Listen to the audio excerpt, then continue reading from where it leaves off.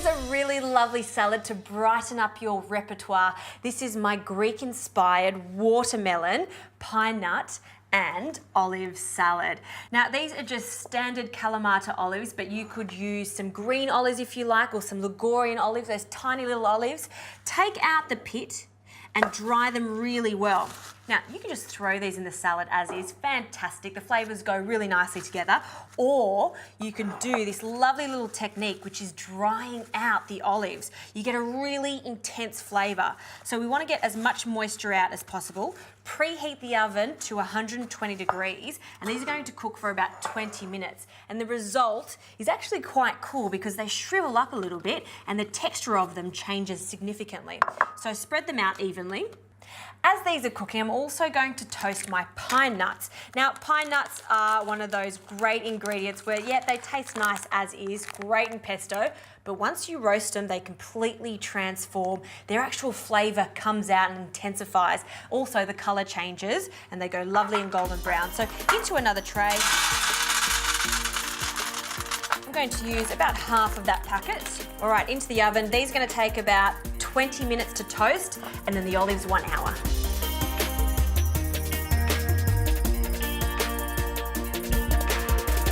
We can get on to the rest of the salad now. Tomatoes, these are heirloom tomatoes. You can see the different varieties. We've got mini Romas, we've got orange tomatoes, and look at these zebra looking tomatoes. Fantastic. With your tomatoes, don't put them in the fridge. Or if you must put them in the fridge because it's a really hot day, then take them out of the fridge about an hour before using them. The true flavour of the tomato really doesn't come out until it is at room temperature.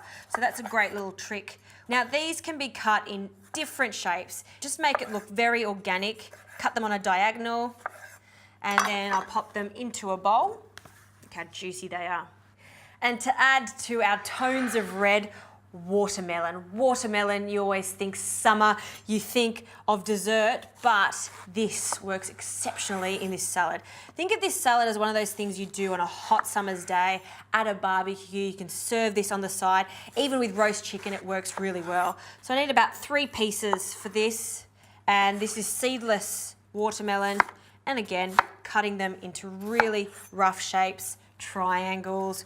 Now I need a little onion, and I really do mean a little onion. You don't want to overpower it. Spanish onion is fantastic. I'm going to use my mandolin just to thinly slice this. About 1/4 of an onion is plenty, and you can absolutely do this with your knife, but look at this. See how perfectly thin that is? That's what we're looking for. So just break it up with your fingers so we get all thin little strands, individual strands of the onion.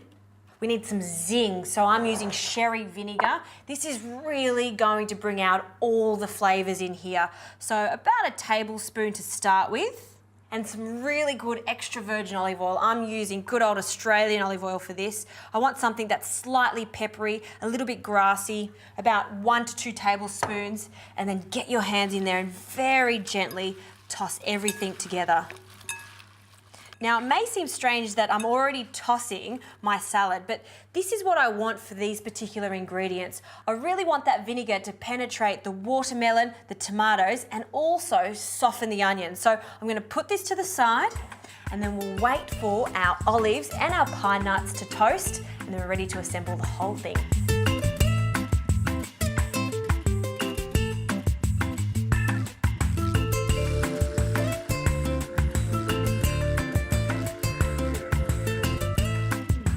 Now the pine nuts have been toasted, they're golden brown, and look at these olives. See how they've changed so much? They've shrunk a lot, they've firmed up nicely, and they've got a really intense flavour. Okay, now that they've cooled a little bit, they can go in, so a small handful. And our pine nuts, I'm going to add half the pine nuts now, and then I'm going to reserve a little bit for the topping later. Mint loves watermelon, and mint also loves tomato, so it's the perfect herb to add to this. I'm going to use about 6 or 7 leaves, not going to chop it, and it can go straight into the salad, almost like a lettuce leaf. And just give it a quick toss first. Again, with my hands, just being very gentle. A little bit of salt, good crack of pepper. Now I'll place this into a bowl. I love to use a white bowl for this so we can really show off the colours of this salad.